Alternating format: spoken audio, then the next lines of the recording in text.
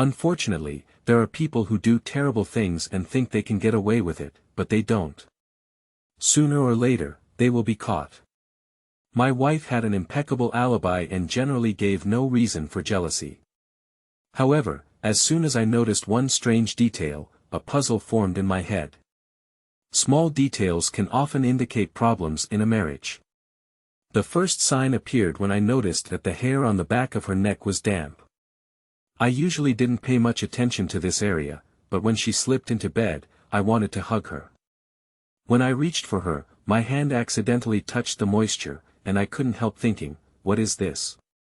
That evening, she had been at one of her monthly extended library board meetings, and I stayed up looking forward to her return, hoping that we could have a pleasant evening.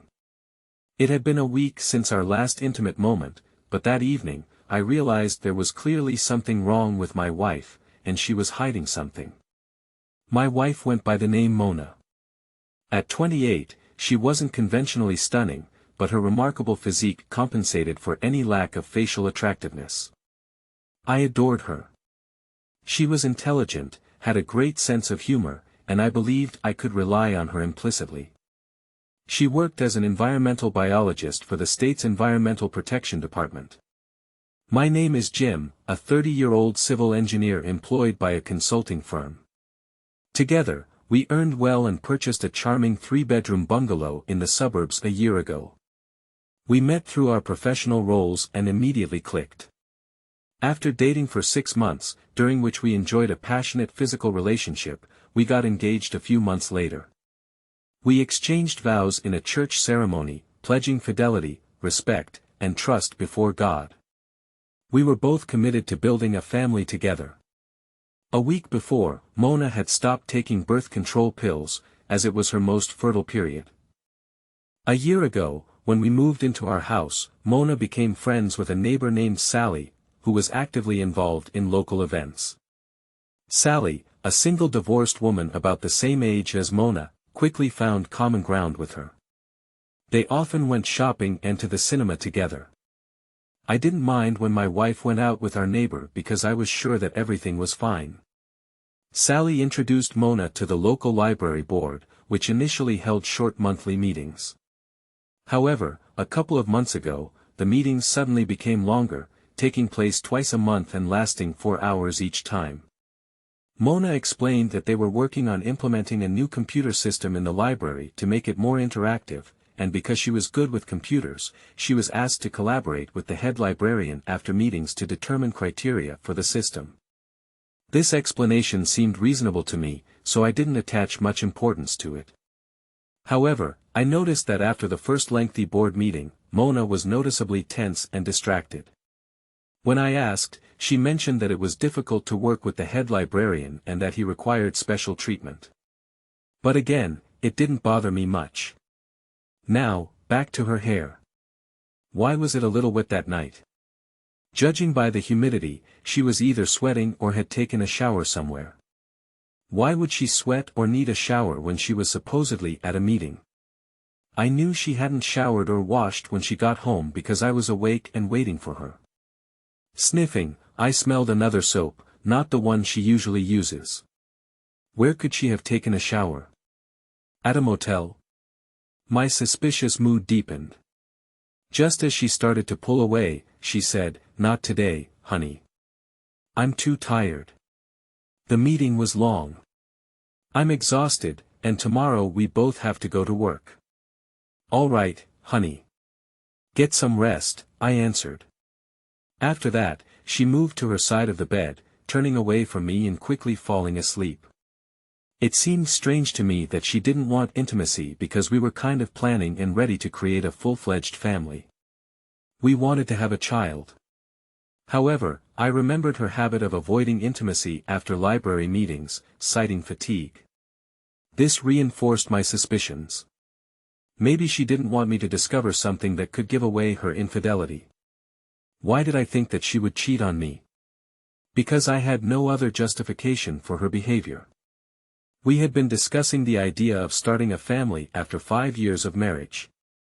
We decided to postpone parenthood until we were financially stable enough for my wife to stop working. Recently, I was promoted, and we felt it was the right time to try for a baby, so she stopped taking the pill a week ago. However, I couldn't shake off a nagging concern. What if things didn't work out between us, and I ended up responsible for child support? I needed to carefully consider my options. I lay awake for a long time, pondering what to do next. The first immediate decision was to postpone intimacy with her, but how could I do that without arousing suspicion? It was a difficult dilemma. Presenting her with minimal evidence of infidelity would most likely lead to denial, and I would be in a vulnerable position. I needed to protect myself as much as possible. I needed more concrete evidence, which meant I had to buy time before we got close again. On the other hand, if there was a chance that she could get pregnant by someone else tonight, she might insist on intimacy this weekend to hide it. It was a difficult situation that required a careful approach. After carefully considering all the options, I finally settled on a plan of action that seemed promising. If she was really intimate with him tonight, then most likely soon after that, she would want intimacy with me to ensure the conception period was covered. I had to be away for at least a week or more. Planning a business trip seemed to me the most appropriate way to assess her reaction. Although I didn't travel often for work, when I did, it usually lasted about a week, which could fit any scheme I developed. Now, what other information did I require? Yes. Who was her paramour? How long had their affair been ongoing? Where did they rendezvous? If their encounters coincided solely with library board meeting nights, it could imply that her lover was a fellow member of the board. I had to investigate a few things, so I quietly left the bed and went downstairs where I located her purse.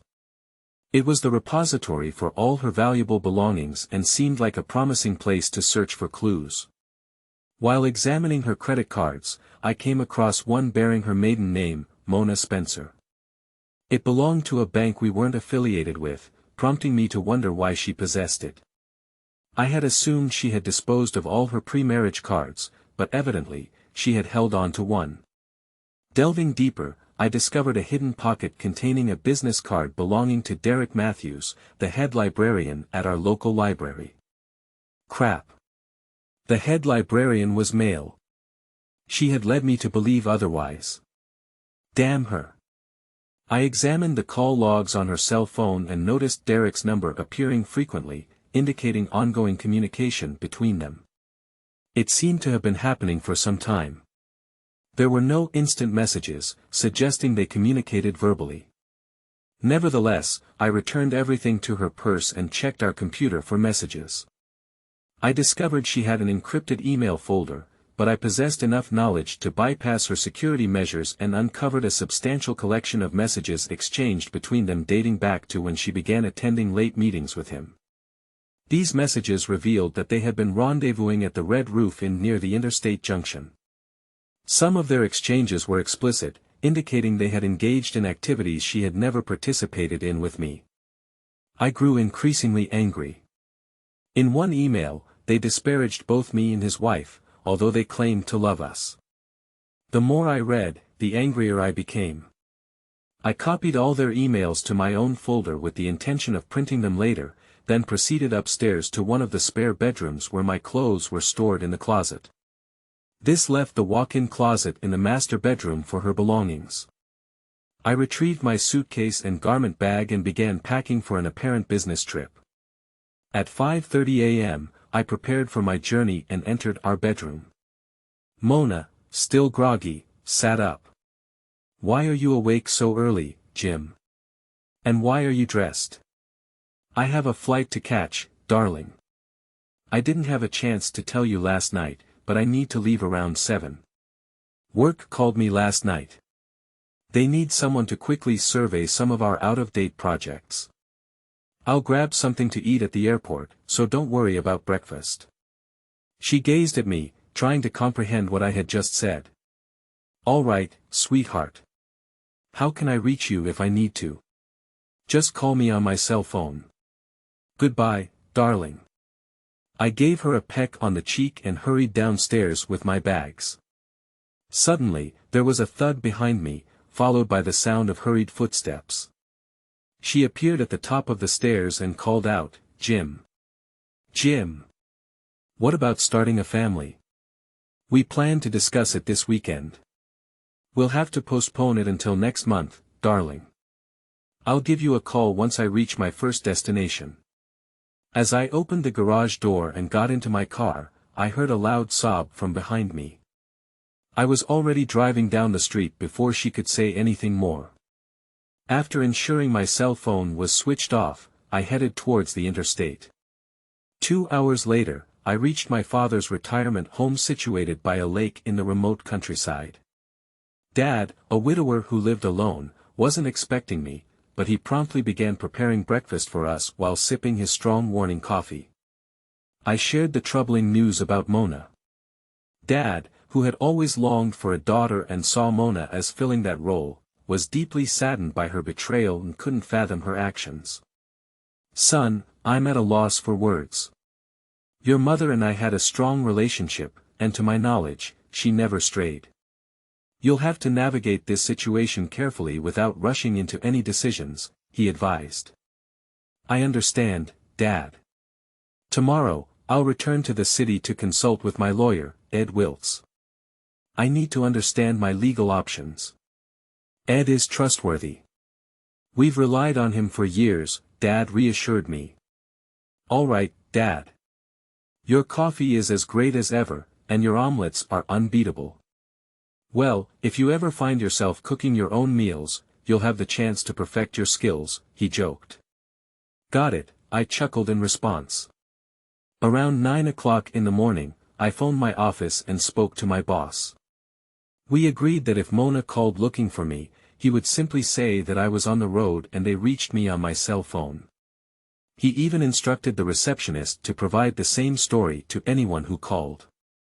I also requested a week's vacation, which he approved. When I checked my messages, I saw that Mona had tried to call me 4 times, asking me to call her back as soon as possible. I decided to let her wait a bit, so I waited until around noon to call her at work. She seemed a bit stressed when she asked about my whereabouts. "Where are you, honey? Is it possible for me to fly out and spend the weekend with you?" "I'm sorry, sweetheart. I'm leaving tomorrow, and I'm not sure when I'll have a place to stay for a while. Let's make plans for sure next month. Got to go now. The guys are calling for me." After hearing her say, "I love you," I ended the call. My dad, who had overheard, simply shook his head. The following day, I phoned and scheduled an appointment with Ed Wiltz. The next day, I drove back to town for my appointment. "It's great to see you, Jim. So, what brings you in today?" Ed asked. "My wife cheated on me with another man, and I need to understand my legal recourse." For the next 30 minutes, we deliberated on the most feasible courses of action, and he suggested that if I desired a divorce, the easiest route would be to file on the grounds of irreconcilable differences. Pursuing a divorce based on adultery would entail the burden of proof falling on me, and obtaining evidence that would hold up in court would be very costly.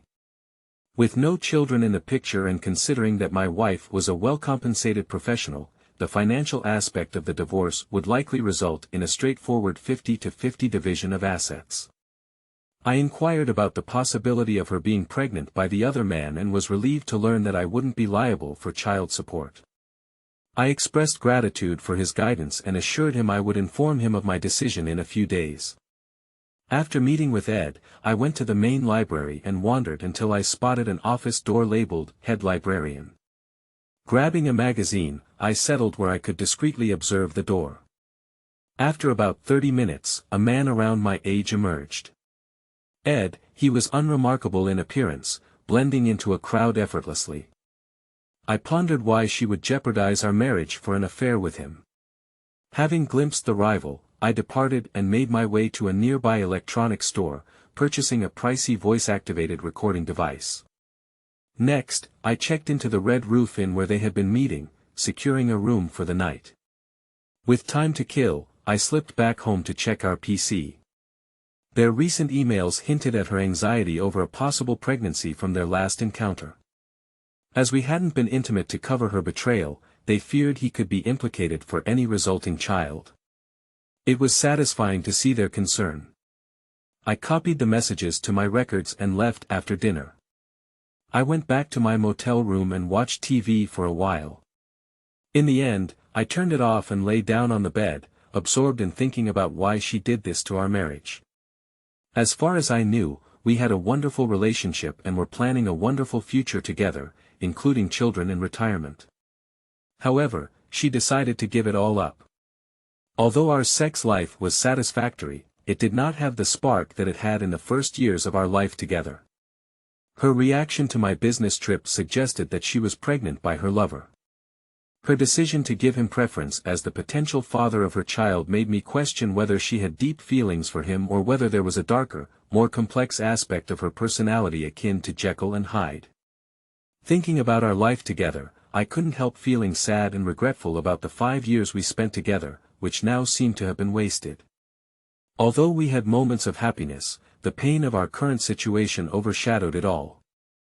I think I've come to understand that even if she hadn't gotten pregnant by him, I couldn't forgive her. Divorce seemed like the only option, but I knew I'd have to confront her first, and I wasn't looking forward to it. Around 2 o'clock, I called home on my cell phone and spoke to her. She sounded like she had been crying, so I asked her what was wrong. "You don't sound well, sweetheart. Are you sick?" "Oh, Jim. I just want you home." "Well, I'll try to wrap things up quickly. Hang in there. Why don't you go talk to Sally? I'm sure she can cheer you up." I had a feeling that Sally might be involved in my wife's infidelity, so I had nothing to lose if they spent time together now.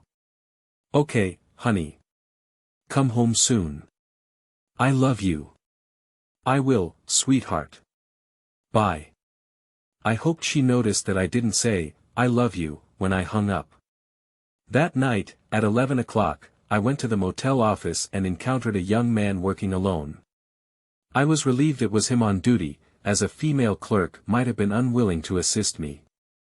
After some casual conversation, I broached the topic and offered him $100 for assistance, recognizing his likely modest pay. I hoped the offer would motivate him to provide me with a record of the times my wife and Derek had met at the motel. He agreed to look into the motel records and I provided him with my wife's maiden name and the suspected start date of their meetings. I surmised they might be using the credit card under her maiden name, which I found in her purse, to avoid detection. He assured me he would work on it overnight and have the list ready for me by morning. I went to bed feeling low and had a restless night's sleep. I arrived at the office early, and my contact already had my list prepared, confirming my expectations. They checked in after the library meetings. When I showed him a photo of my wife, he recalled her because she had registered using her credit card.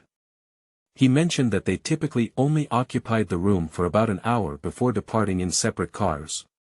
He noted that this was typical of the numerous unfaithful spouses he had encountered. After breakfast, I returned to my father's house. The remainder of the week was spent fishing, and on Thursday, I contacted Ed Wiltz to request the initiation of the divorce proceedings. He assured me that he would have the papers ready in a few days. Each evening, I continued to call home, pretending to be in a different city, thus giving Mona the impression I was away. She seemed increasingly despondent with each call, evoking a sense of pity within me. Yet, I remained resolute in my determination not to release her from accountability. My desire for revenge was palpable, though tinged with a sense of bitterness. I returned home Friday afternoon while she was still at work. Based on their recent emails, it seemed the affair was winding down.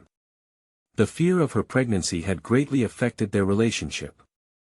It appeared I wouldn't require the tape recorder anymore, so I could return it and reclaim my money. I had evidence of her infidelity regardless. I started printing 2 copies of their email exchanges. I felt Derek's wife deserved to see the documentation of their affair.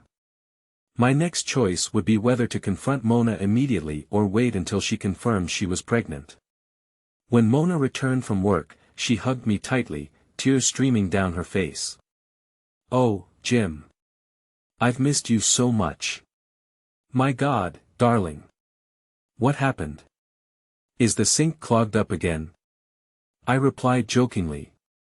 No. I realized how much I love you and miss you when you left. After we eat, I want to get you into bed and do what we've been planning for so long. If that's what you want, maybe I should leave more often. No, no. I don't want you to leave me again. All right, honey. Let's have dinner together and then go to our bedroom to indulge in mutual intimacy. It sounds like a plan, she said, smiling through her tears. God, I felt like such a fool. I suggested we go somewhere, so we went to the nearest restaurant, had a quick snack, and went home. When we went upstairs to our bedroom, she was running there at the speed of light. When I joined her, she was already lying on the bed. Hurry up, dear. I'm already completely ready. I couldn't help but think, I'm sure you're ready, while leisurely folding my clothes, looking at her.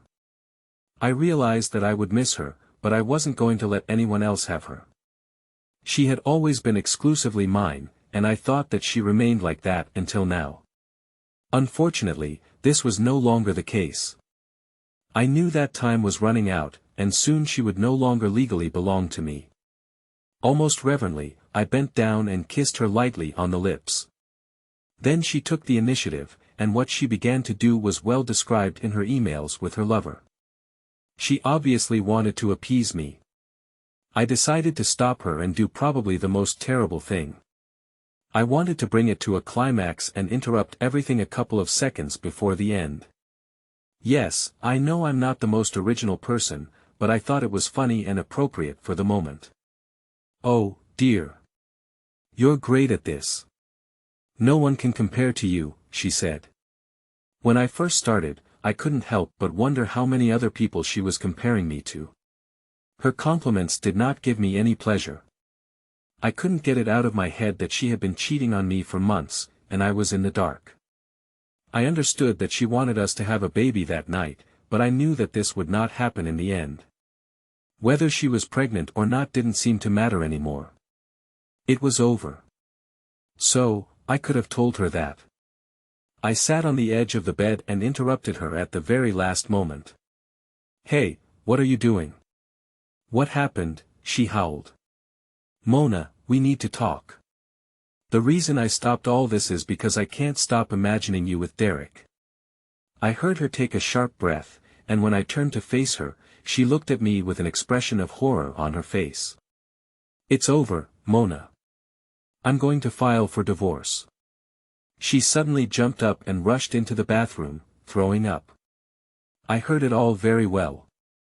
When the world around her collapsed, eventually, she stopped, and tears began to flow from her eyes. I got up and looked into the bathroom. She was lying next to the toilet with her head in her hands. I left her there and went to another bathroom down the hall where I took a shower and then went to the guest room to get dressed. Downstairs, I poured myself a drink and waited for her to join me. Most likely, she would try to save something from the ruins of our marriage, perhaps even try to dissuade me from divorcing her, but I was sure that everything was over. Seated in the dimly lit room illuminated only by the glow emanating from the kitchen, I sipped my drink and contemplated the direction of my life. Despite my youth and the potential to build the family I yearned for, and despite the upward trajectory of my career, a sense of despondency lingered. The sensation of sobbing from the bathroom signaled her transition into denial, and I anticipated her eventual descent downstairs sometime later. I heard her coming down the stairs and saw her enter the living room dressed in a bathrobe. She sat down opposite me. I reached out and turned on the light. Are you ready to discuss this now? Are you ready to explain why you did this? Yes, she murmured. To be honest, I do not know why. The first time we did this, I swore I wouldn't do it again. We started meeting for a drink after our gatherings, and you know what happens to me after a few drinks. It seemed so tempting and sophisticated, and it got easier every time.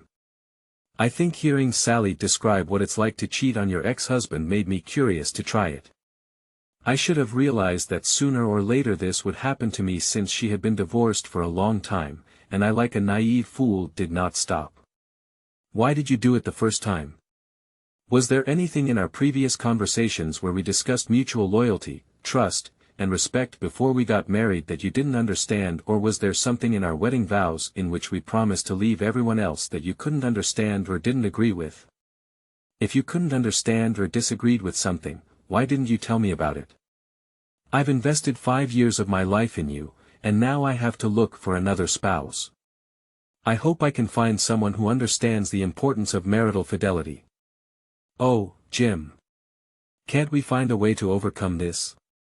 I love you. I don't want you to leave me. I want to have children with you. Please, honey. Let's get one thing straight. You no longer have the privilege to address me with tenderness. You lost this privilege the moment you found yourself in the same bed with him. Do you understand? I was becoming increasingly frustrated with her demeanor. Despite the impending divorce, she remained in denial, but I made a conscious effort to maintain my composure and take the moral high ground regarding children. When do you anticipate finding out if you're pregnant? It was the second instance that night where her complexion drained, and she stared at me in disbelief as if she couldn't comprehend what she had just heard. Oh my God, you know, she exclaimed. Yes, I'm aware, Mona.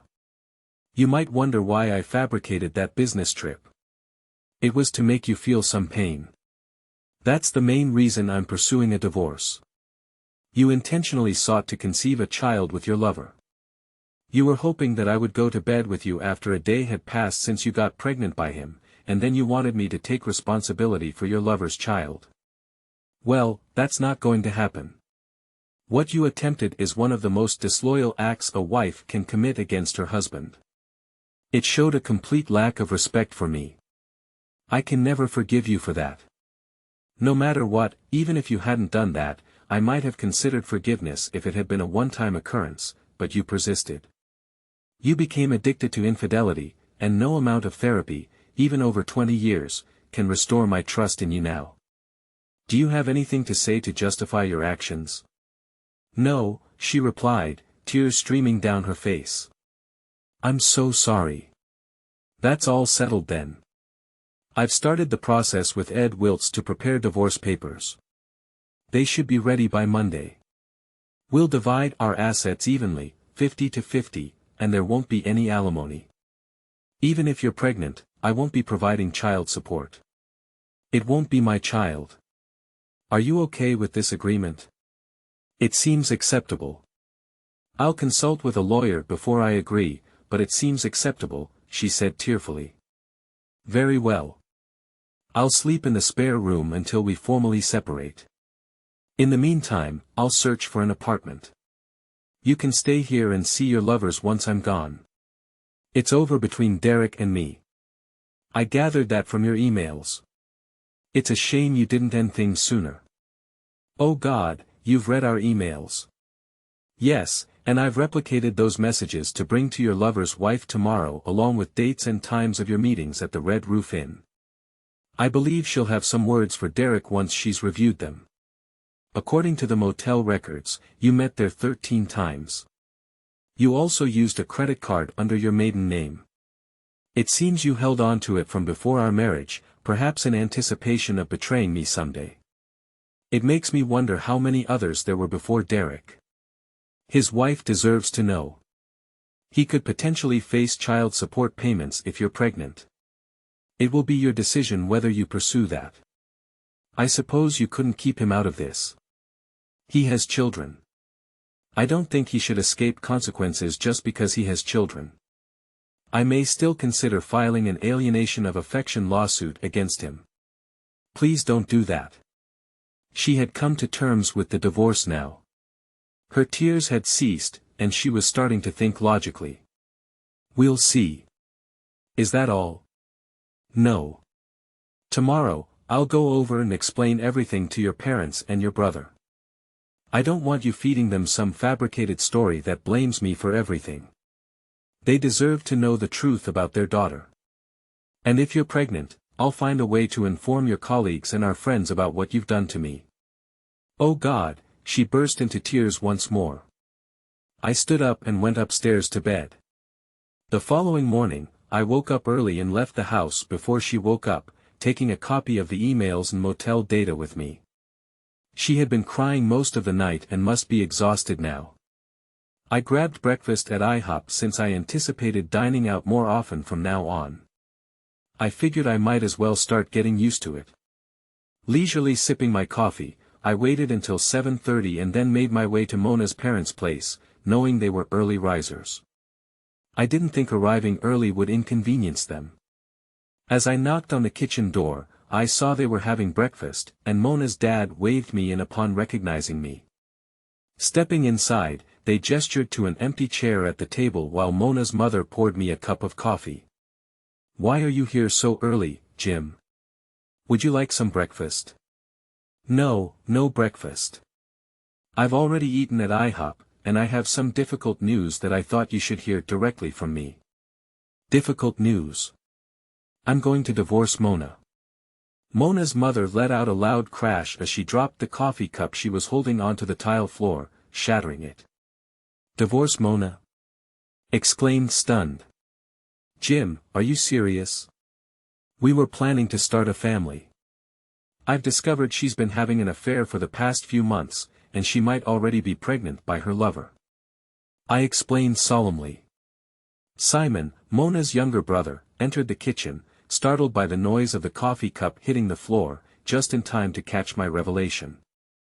"Oh damn," Simon exclaimed, joining the shocked stares directed at me as if I had just announced the end of the world. Questions flew from all sides. "Are you certain this can't be happening? Where is she? Can't you work through this? Who is the other man?" I did my best to answer their barrage of inquiries. "Yes, I'm certain. I possess emails and motel records to corroborate it, and she confessed to it. To the best of my knowledge, she's currently at home unless she sought solace at her friend Sally's place. I don't see any way around this. I'm convinced she attempted to conceive a child with him and pass it off as mine. That's unforgivable for any husband. Her paramour is Derek Matthews, the head librarian. He's married as well, and I've heard he has children." Mona's mother sprang up and dashed to the phone. "I'm dialing her right away. I can't believe that my daughter could behave so terribly." "I hope you do." "I hope you do," I replied. "She's going to need both support and reproach because I don't think she comprehends the gravity of her actions. She's not just shattered our marriage but likely his as well." Mona must have still been at home because I heard her mother begin to question her as I got up. Mona's father took my hand, tears streaming down his face, and apologized profusely. I had a great fondness for her parents and brother and it pained me to burden them with this news, but there was no way to soften the blow. I departed feeling saddened by the devastation this would cause so many people. I had learned where Derek Matthews lived and proceeded to his residence, parking on the street in front of their modest bungalow. I approached the front door with a packet of data and rang the bell. Derek answered, tears evident on his cheeks as he looked at me. "May I assist you?" "I wish to speak with your wife and give her something, Mr. Matthews." "I'm sorry. My wife isn't available.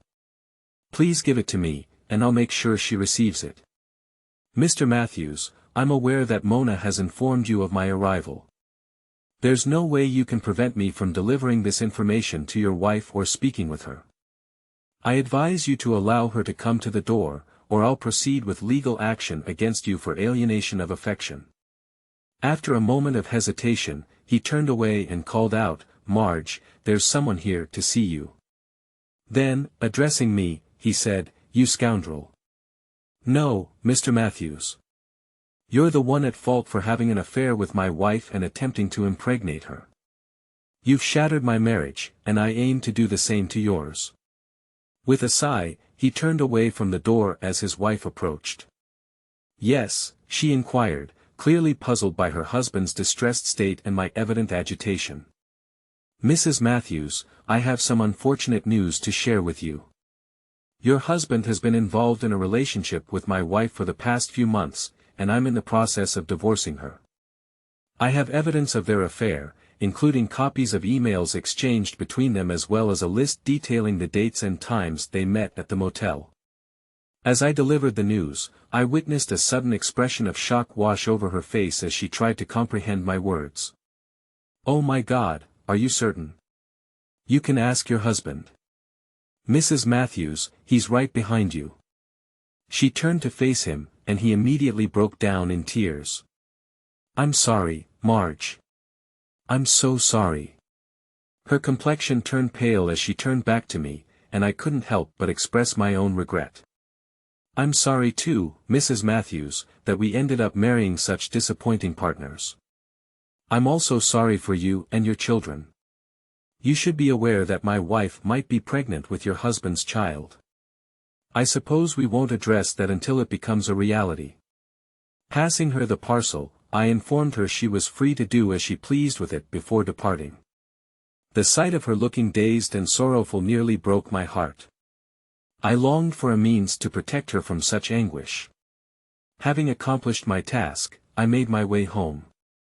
Upon arrival, I noticed Mona's absence, but I didn't bother about her whereabouts. Not long ago, I couldn't shake the feeling of incompleteness without her presence or assurance of her safety. Now, I felt indifferent. I changed into different attire and began mowing the lawn. Mona, despite the objections of her family, decided to terminate the pregnancy, which led to her significant estrangement from them. My divorce has been finalized according to my initial suggestion, leaving me single and in search of a new spouse. Having been betrayed by someone I once trusted implicitly, I'm grappling with determining the new criteria for selecting a partner. I've started therapy and delved into research on psychological ethics, unsure if it will provide any guidance but remaining hopeful as I continue my search. I had another opportunity to seek retribution 2 years post our divorce. I learned of her engagement and discovered the identity of her fiancé. After sharing with him my experiences during our marriage, he withdrew from the engagement. It was a minor triumph, and I have mutual acquaintances who will inform me if she attempts another engagement. Although the Matthews remained married, I've heard she exerts tight control over him. I suppose the presence of children can outweigh the desire to dissolve a family. I'm relieved to have learned about Mona before we began our own family story. 2 of our usual group of 4 couples was having the normal once-a-month party.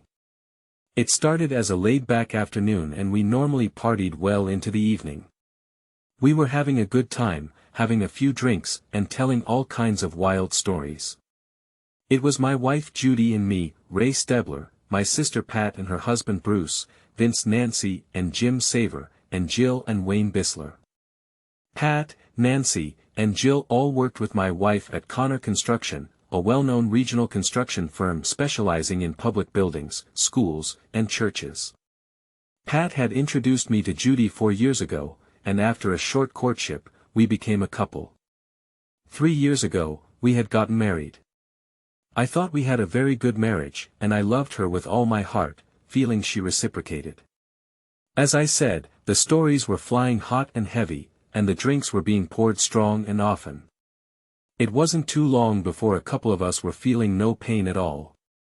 Jill was pretty drunk by this time and was going on and on about how she had gone on a date with a guy named Jamie and got caught by her boyfriend Philip.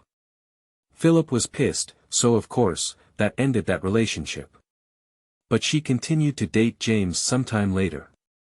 She met and dated Wayne and eventually married him. My wife Judy piped up, "Wow, Jill, that had to be really awkward. I never had any experiences like that, getting caught doing something I shouldn't have been doing." Jill, in her drunken state, responded, "Are you kidding me, Judy? You almost got caught with Carl's baby in your belly after you ducked him for that whole week 2 years ago while Ray was gone." Everyone in the room was shocked by that comment, and I heard Judy gasp. Then Wayne said, "Jill, why don't you just shut up?" I was clearly in shock at that comment and jumped up, saying, "What the heck?" The next thing I knew, I was laying on the floor. I apparently had been unconscious for a couple of minutes and was just starting to come out of it. I found out later what had happened to me. I had what is called a vasovagal response, having to do with the vagus nerve. It comes about as a result of stress, sudden onset of extreme emotions, and standing up too quickly. There are other triggers as well, and one of the most recognizable is witnessing medical procedures. That is what causes soldiers to pass out while standing in line waiting to receive their shots. In that circumstance, even watching another man pass out can cause one to pass out. Anyway, I was stressed, had an extreme emotional event, and stood up too quickly, and there I was lying on the floor. They were taking care of me, and as I slowly started to come out of it, I overheard some of them talking. "Jill, why did you have to say that?" "I just don't know, Judy. I had too much to drink, and I am so sorry. I never wanted to do anything to hurt you and Ray. I am so sorry. Well, the cat is out of the bag now, and we just have to pass this off as drunken babble on your part." All of the others agreed and said, "We don't even know if you will remember what was said, so just play it cool and let's see if we can get past this. If he does remember, we will just say Jill was drunk and stupid." I was finally feeling better and sat up. I knew I needed to relax for a few minutes, so I just sat there and didn't say a word. I spent that time thinking about what Jill had said and figuring out what had gone on. When I was pretty sure I was going to be okay, I slowly got to my feet and straightened myself out. Everyone was looking at me with questioning looks. I just played it cool for a minute while gradually working my way toward the door. Judy asked me, "Baby, are you all right?" I looked at her and then glanced at everyone else in the room. "No, Judy. I am not all right. I just found out that my wife is a cheating. I just found out that she slept with Carl Jackson for a whole week, probably while I was away at Air National Guard training 2 years ago. I just found out that you were pregnant with his baby. I know now that you didn't have a miscarriage like you told me. So no, I am not all right. I am getting out of here. Don't any of you follow me. Don't talk to me and don't call me. All of you just stay away from me." I had to get away, so I got into my truck and drove. I knew that I had to be alone for a while and think this all through. My truck was a bright red Ford F-150 with a ton of chrome, so I knew if I continued to use it, I couldn't stay hidden from their prying eyes for long. My friend Jack lived on a farm about 20 miles out of town, and he had a large machine shed that I could put my truck in. I knew he would be there for me, so I drove out there. I let him know that I was having some problems with Judy, and he agreed to help me out. We parked my truck in the shed, and Jack gave me a ride back into town and dropped me off at the Hertz rental facility next to the airport. I rented a nondescript Chevrolet Impala for a couple of weeks. I figured by then I would have made decisions for the rest of my life and wouldn't need to be gone anymore. I checked into a decent hotel, the Courtyard by Marriott on the skirts of town with a lounge and restaurant. I had enough to drink earlier and I didn't want to be any more impaired than I already was. I sat around thinking about what had happened and some things gradually became clearer to me. It took a while, but soon I think I knew exactly what had happened 2 years ago at Judy's Christmas party. Tanya Jackson had come on to me. She settled up to me and said, "Ray, you are one hot guy. How would you feel about giving me a go?" I was shocked but truthfully flattered too. Tanya is a very hot woman with beautiful auburn hair and a body that would inflame desire in any man. If I was willing to have an affair, I could see she would be a lot of woman to handle. I kind of figured she was pretty drunk and really didn't mean it, but I was flattered nonetheless. I told her however, "Tanya, you certainly are beautiful and sexy as can be, but I am not a free agent. Sorry, I just won't do that to Judy." She smiled at me and said, "Oh well, I tried. When you are ready for me, just give me a call." I was a little confused by that comment but just let it slide and got back into the party. I must confess it made my night though, and didn't hurt Judy's night too much either when I was extra attentive in bed later. In a repeat at this past year's Christmas party, Tanya came to me again. "Are you a free agent yet, Ray baby? I sure would like to have shouted you." I let my ego get stroked for a minute but I told her, "You know Tanya, this is getting old. I told you I wouldn't do that to Judy and I would appreciate it if you didn't do this again. Tanya said, well, that is too bad, Ray, because I think you and I would have a great time together. I won't bother you again, but when you are ready, just call. Now I realized that Tanya knew all along that Carl had slept with Judy, and she was trying to get even with him. I decided to call her to talk after I had thought things through. I looked up Carl Jackson's phone number and made the call. Fortunately, Tanya answered the phone and not Carl. Tanya, this is Ray Stebler. I am ready to talk if you can get away. I told her that I would like to meet in the lounge at the Marriott Hotel. She told me that she would be there in 30 minutes. Great, I will be waiting there for you. Right on time, Tanya walked into the lounge, and every eye in the place was on her. She was as beautiful as I remembered from the Christmas party.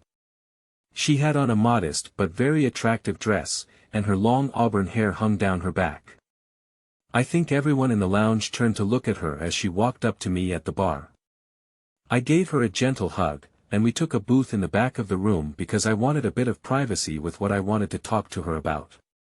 Tanya, I called you to talk, and I'm pretty sure you know the reason. Just tell me straight out, did you or did you not know about Carl sleeping with my wife Judy? She got a mischievous smile on her face and said, Ray, of course, I knew about it. Why do you think I wanted to play around a bit with you? I wanted to have fun with you, and I still want to do that. Well, I just became aware of that little dance today, Tanya, and I am not certain you and I playing around as you call it would be in our best interest at this time. But I really do want to know everything you know about the situation. I know that they did have sex because I actually caught them in my house. I was supposed to be spending some time with my mother but decided to come home early. I caught them playing in my bed, Ray. They didn't know that I saw them because I left and went to stay with a friend of mine for the night. I didn't want to confront them together until I had time to think things through. I figured a night with my friend would let me clear my mind. If you need to verify that, I will give you her name and telephone number. Anyway, when I came home the next day, I confronted Carl about having an affair. At the time, I didn't know the woman's name, and Carl tried to lie his way out of the whole thing, but I told him I actually saw him, and no matter how many lies he told me, they weren't going to get him out of it this time. I asked, what do you mean this time? I suspected that he had had other affairs but had been able to lie his way out of them in the past. I never had proof before, but now I did. I was confused but asked if you caught him with my wife and suspected him in other affairs, why are you still with him? I can't help it, Ray. I love him. We sat down, and I told him I was going to divorce him unless he confessed everything to me, unless he promised me that he would never cheat on me again, unless he promised me he would agree to let me get my revenge with you without a word. We went to a lawyer, and he wrote it all up for us, and Carl signed it. If he goes back on his word, I get everything in a divorce. He confessed everything about his numerous affairs, every little detail, who, when, where, and how many times. He was pretty detailed, Ray, so I think I know it all. He did promise to never cheat on me again if I would stay with him, and he did promise that I could get my revenge without any comments or repercussions. I smiled at her and told her truthfully, I am not ready to be your ducking revenge man just yet, Tanya, not until you tell me every gory detail you know. I want to know everything. Over the next 2 hours, Tanya filled me in on everything I wanted to know about Judy and Carl's affair. It started with flirting and downright pursuit on Carl's part and eventually with Judy's curiosity about a man and me being at Air National Guard camp for a full week. She gave in to his advances and spent hours with him every day while I was gone. As far as Tanya knew, Judy never knew that she and Carl had been caught dead to buy her. She told me what she knew of the other affairs, and when she had finished with that subject, I think I knew as much about Carl's affairs as he did by the time we were done. I had made some decisions about what I was going to do about Judy and what I wanted to do about Tanya. I asked her, Tanya, I am going to get away from here for a few days. Will your revenge allow you to accompany me? She actually grinned at me. As far as I am concerned, yes, but I will have to tell Carl, and I'm not sure he would agree. It seems to me from what you have said that he can't say no, but tell him this. Either he agrees to let you go away with me on a little trip for let's say a week, or sometime in the near future, I am going to kick out of him and fix him so he never ducks you or another wife of some other poor ever again. That ought to motivate his decision. I would think. Laughingly, she replied, I would think. Come up to my room for a few minutes then while I make the arrangement with that. We walked out of the lounge and took the elevator up to my floor and walked down the hall to my room. Once inside, I took Tanya's hand and led her over to the sofa before I let her sit down. I pulled her close to me and kissed her. If we are going to be flying off to Vegas for a week, I should at least have a sample of what I hope to be getting there. She squealed, Vegas. You are going to take a little trip to Las Vegas with me? I don't care what Carl says. I am going with you. I have never been to Las Vegas, and I have always wanted to go. Okay then, let me make a couple of calls and then I will send you home to inform Carl and do a bit of packing. I turned on my cell phone and saw several messages from Judy which I deleted without listening to them, and I saw one message from my sister Pat. I decided to return that one immediately, so I hit the redial number for that call. When she answered, I didn't give her a chance to talk when I simply said, Pat, I thought I made myself perfectly clear when I said no one, and that includes my traitor's sister, should call me. I said no calls. Believe me when I tell you one last time, all of you leave me alone. Then I hung up. I went to my contact list and dialed up Vince Amato. His real name is Vincenzo, but he had pretty much Americanized it to make it simpler for himself. He and I were best friends in high school and college, and we still got together a couple of times a year. I think our friendship will last a lifetime. When he answered, I said, Venzo, if you say yes, I will think you are the best casino host in Las Vegas, but if you say no, I will keep on thinking you were the biggest horse's ass. Do you have a room available for me starting tomorrow night? Can you make that happen? Which is it going to be, yes or no? His response was as usual, assuming this is the biggest former friend of mine who should consider himself lucky if I ever even talk to him again, would I ever give you a room? I might put you up in a broom closet, however. The Baggio Hotel and Casino would be delighted to give you a room for a few days. Are you coming out alone, or will you have that adorable wife of yours with you? Vince, my adorable wife isn't so adorable to me anymore, so she isn't coming with me, but I will not be alone. Home, I think it might be best if you can arrange for a room with 2 beds just to be on the safe side. We are both married to the two who cheated together, and we may or may not get to use her terms revenge. At any rate 2 beds would be nice. I am sorry to hear about you and Judy, but I will arrange everything and text you with the reservation information and so forth. Is there anything else you need, Ray? As a matter of fact, Vince, do you have any flights from here that you could get us? She laughed. You know you really are an ass, Ray, but I can make that happen too. I will text you with details. See you tomorrow. Tanya just sat there with her mouth hanging open, totally confused with what just took place. I suppose I should fill you in. Vince is a longtime friend of mine who happens to be a casino host at the Baggio. I was the best man at his wedding to Felicia, and I have known them both for years. I try to get there a couple of times a year, and whenever I do go, I can usually count on a room. I don't mind that Vince gives me a room. Just enjoy the ride, Tanya, because it will be a fun and wild one. We spent 4 nights in Vegas. I always try to figure out how much the trip cost me, and this time it was only about $750 with all food and drinks. Tanya enjoyed herself at the shows we saw, in the casino, gambling with me and by herself, and in the bedroom where we used 1 bed. The sex was fantastic, and I really enjoyed being with her too. I think we got along fantastically on the last morning when we were done packing for the trip home. Tanya told me she wanted to talk. Ray, after you confront your wife, you need to decide if you are going to stay with her or divorce her. Either way, I think I would like to be with you again, and I hope you would like to be with me too. When you have made your decision, will you give me a call? Depending on what you decide, I might have a proposal for you. Okay, Tanya. I definitely will call you in a few days.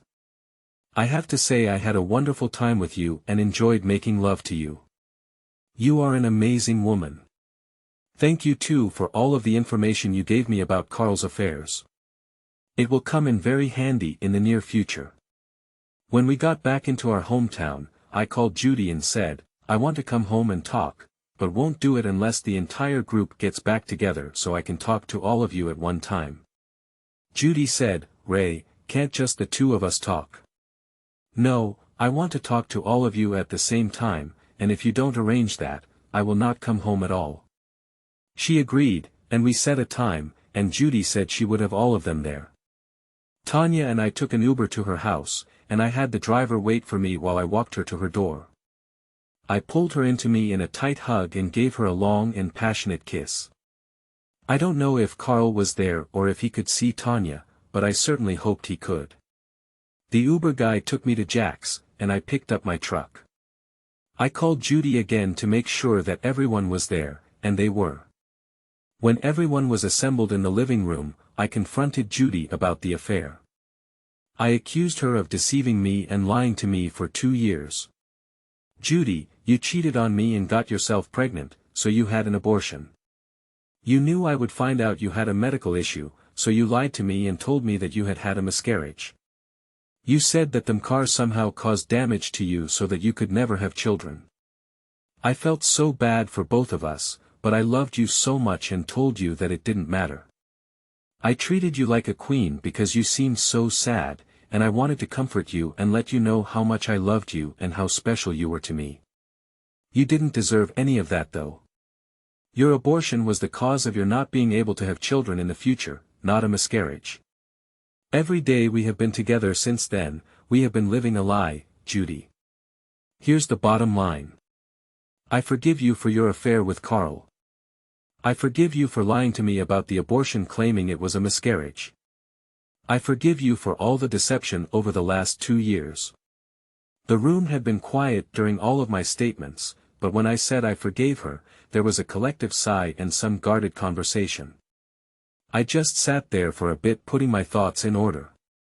I said, let me continue. Over the past week, I have been with Tanya Jackson. She filled me in on everything about your affair. It seems she saw the two of you and confronted Carl, and yes, in case you were wondering, we did have sex, and it was amazing. Tanya is beautiful. We've become very close. In fact, one of the things Tanya told me is that Carl is infertile. This means, my dear wife, that if you didn't sleep with other guys during that same time, you weren't pregnant by Carl.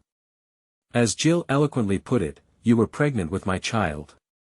I will never forgive you for that ever. Tears are running down Judy's face, and she can barely stay upright in her chair. The look on her face was total upset at what she had done, but I had no sympathy, not for her and not for any of the others who had looks of disbelief on their faces too.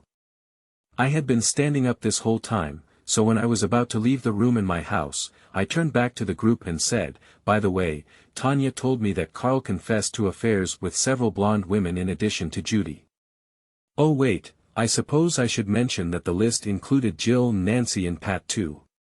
So guys, it appears that all 4 of our wives wanted to try other men, but at least I had the decency to tell you.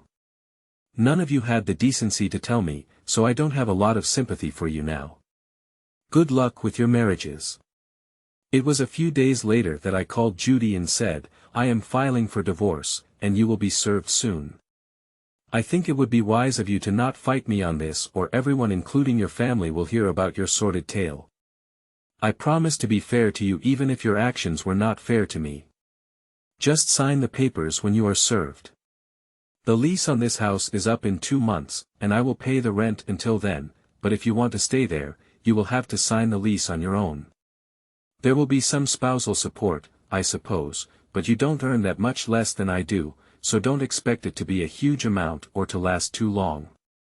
Just take the deal that is offered and sign the papers. Judy was served 2 days later and signed the papers after the requisite time. The divorce was final.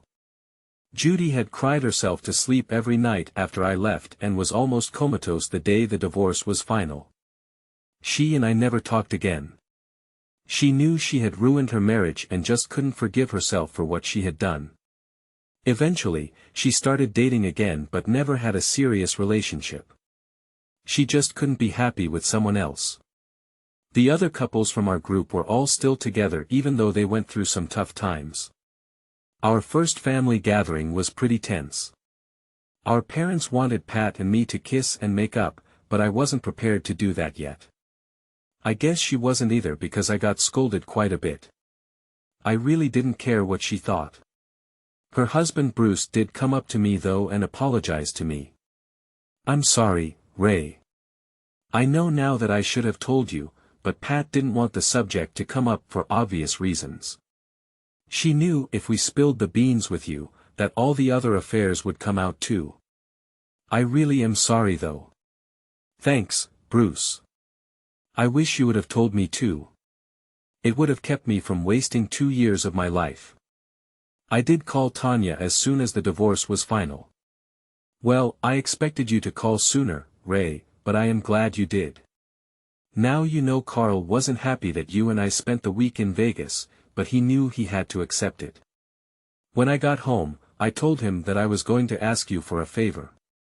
I want children, and Carl will never be able to give them to me.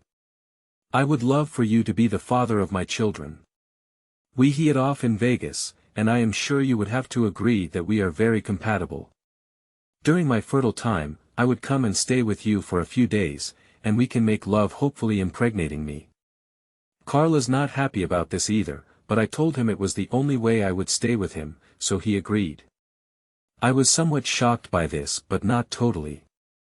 "Tanya, you know I like you a lot, and we had a fantastic time in Las Vegas. Making love with you was everything a man could want. I have to tell you though, a long-term affair and impregnating you isn't something I would want to do. I think that Carl deserved the week we had together, but it isn't in my nature to do that to someone long-term. Plus, if I impregnate you, I would want to be in a relationship with you and be there to raise my children. I am sorry, but I just can't do it the way you asked. If you decide to divorce Carl, you and I can get to know each other, and if we click, we could get married and have children. That is my offer to you regardless. I think that you and I can be friends. I do know that we clicked that much in the short time we were together. Call me if you want to do lunch sometime. Good luck, Tanya. You are a wonderful woman."